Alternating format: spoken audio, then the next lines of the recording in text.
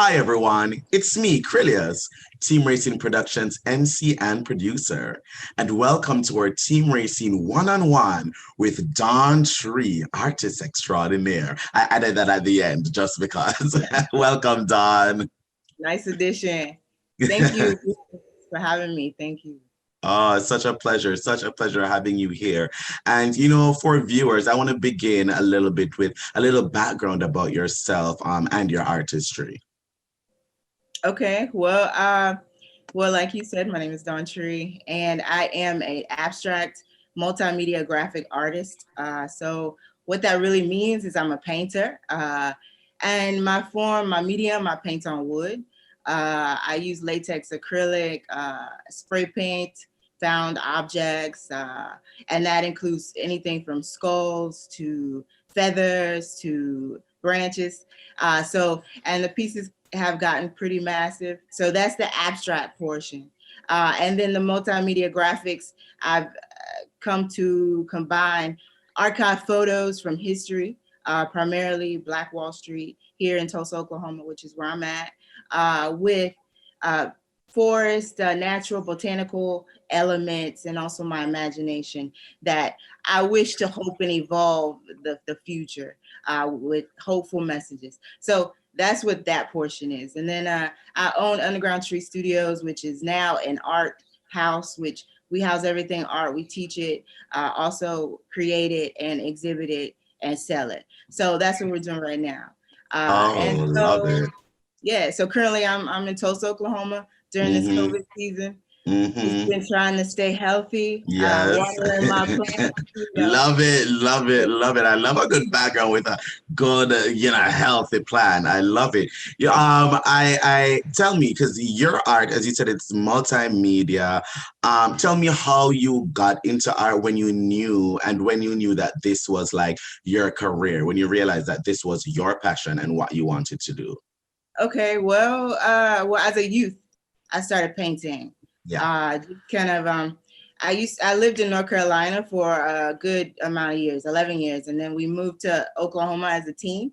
And so that was a cultural shift from, a lot of Black folk to a lot of now Caucasian people. So I really developed my emotions and my thought processes through my art. So that's how that started to develop. And then once I got into university, I went to University of Oklahoma. I started selling in the art gallery, and that really just kind of progressed. Just the idea of being able to sell it and feature it, and just getting the affirmation that I can sell art, because a lot of people in the gallery weren't, and so I knew that it was something special. Just the message itself, because I was reflecting African history. And my personal emotions going through being an African American outside of this area and then coming into this area, which is very interesting because of its past history of the massacre. Yes. Now, as we're heading into that, because we wanna talk about that, and we want to talk about it. So to follow up with the question, so after that I moved to DC. So that was around 2008, 2009. And that's when I did meet Rayceen around that season.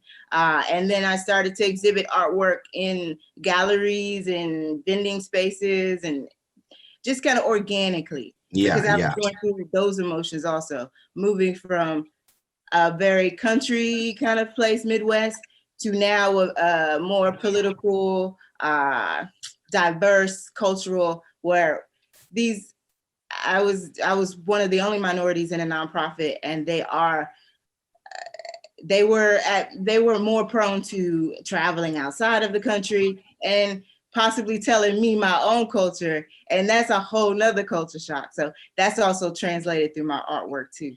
Oh, I love that. I love that. Let's talk a little bit about, those things, the things that inspire your art, sometimes the messages that you want to touch on, the storylines, the through lines, those things that you really take and put into your art. Tell me a little bit about that.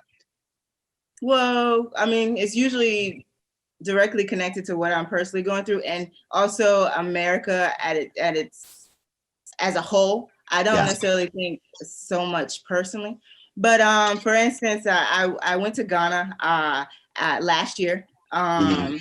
and I was able to create a collection of work that centered around the social political issues that I witnessed while there. So Ah, that would include the lack of water, electricity, and the political powers uh, that restrict that for the poor in the mhm, country. And then mhm. also the European presence that's in the country that's taking a lot of the resources, be that uh, gold, diamonds, which are the main ones. But then you also have farming, so we also need to kind of get hip. And so it taught me a lot of things. It taught me a lot. So that develops the artwork itself. I also Yes. was in Baltimore during Freddie Gray, so that also Mm. developed that. So I actually have art in Land of Kush in Baltimore. So which is so based off of those emotions Yeah. going through that city, and at the times that I'm there, So that's the Oh, influence. And that's then the influence. the graphic really came from when I live here. I just feel the need to create Mm. this type of form of art. Yeah. Just really being poignant with the history and We're what it living really in a was. real historical place, like real, like historical milestone. Like you are in a place where I feel like if I was there, I just could not be there and not like feel the history and feel that like it would have to inspire my art. I'm a writer. It's just something that like being there, you feel it. I would imagine, and let's get into your book. Let's talk about it. It's, Well, it's a I also want to say just yeah, Jamaican background, the fact that you know another culture. And mhm. so, I've been to Ghana. So when you come into a place that is restricted in their cultural, spiritual, connected communityness, you feel it. You feel Yeah, it yeah, stronger yeah, yeah, yeah, definitely, because you definitely. know something different. Okay. Yes. And so you're living in Tulsa, right? And I will say this. I did with something so massive as a massacre that wiped out an entire community, that wiped out, an entire financial district, that wiped out an entire, people and their livelihood. I mean, it is crazy to me that this is not something that the entire country, just know about. Like it's just a thing that people know about in their history. It's a thing that's been rectified. It's a thing that like it's really, really crazy to me because I only found out about it maybe within the past year or within the past 2 years.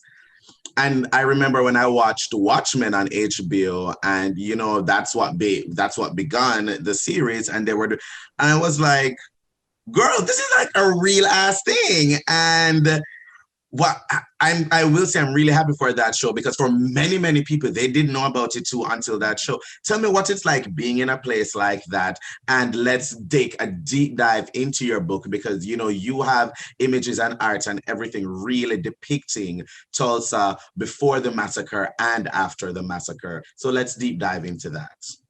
Yeah. Speaking about, so you said you just learned about it 1 year ago, and mind you, this happened 100 years ago. So Yes. there was massive effort to not kind of publicize this, and to also, kind of erase the psychology within the Mhm. community because they were able to rebuild. So this happened in 1921, Mhm. a very prominent, like you said, area economically affluent. O.W. Gurley, he moved here in 1907. He bought some land and he only sold it to Negroes. And so all of this history is in my book that I've, decided to bring these images together and the history because, sometimes you hear the story, you hear even, like you say, you only learned about it. So not too many people are even writing about it or even writing about it in a digestive way, Mhm. where kids can learn about it, where young people who can't even read because they Yep. can see the images and they see, the smoke They see the businesses on fire. They see the lawyers meeting afterwards intense because they had to see about getting their claims for all the burned buildings, all the merchandise that they stole, all the furniture, jewelry, cars, Mhm. all of that, because European white Tulsa was jealous, and so Yeah. I put these images in the book. Mhm. And like Watchmen, I'm really glad they did put that history in there, and it is somewhat exaggerated, really. But yeah, it's good that people are focusing and highlighting on what's going on. I Yeah. know LeBron James was just here, but it's all about the community members and the respect for the community. I Yes. know a lot of people are coming in telling stories, but there are just a select survivor. There's one survivor who is now reaping another case for reparations. And so, but there are other community members. So, the Greenwood Cultural Center, I work closely with them. So my book is being sold through them. And then also I teach with them. And I would suggest anybody who comes to Tulsa to go to the Greenwood Cultural Center Yeah. to learn any history. They've been actually supporting by I've gotten my historical photos, my archive photos, all the way from the current work that's happened politically, all the way back from 1900. So, Mhm. I commend the director there, Michelle Brown, for her work and Yes, also yes. seeing the vision of art And I through. will say this, I want to commend you for, this being like your current huge art project, because that's not only what it is, it's this capsule of history that's so important to so many people, so important to a people, so important to a race. And when Yes. things like these are, they are suppressed, when they are, systemically hidden from the public, they're underplayed, that's done for a reason.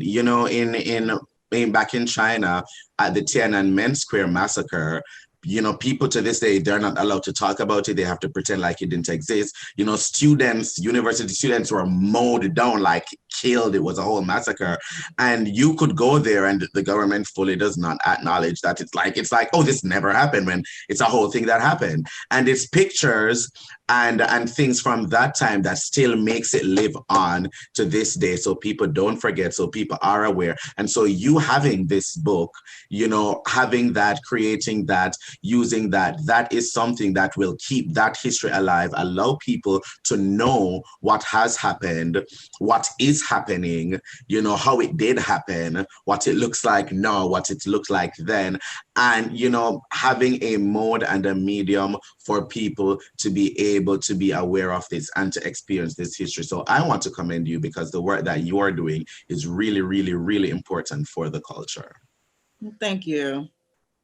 Of I course, really of course. appreciate that. Definitely, definitely, definitely. Well, tell me, how can viewers, get your book, and how can they access other art? And if they wanted to commission you or anything like that, how could they go about doing that?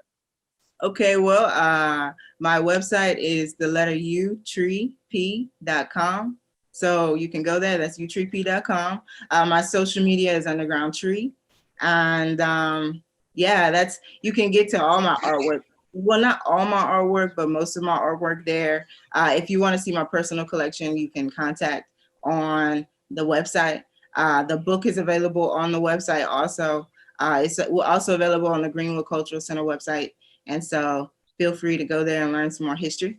Yeah. And so I really appreciate Rayceen. Before I let you go, though, give me an outlook for the future. As 2021 approaches, what do you have on the horizon? What are you looking for? And leave us with a word of hope as we come to the end of, one year and enter the next.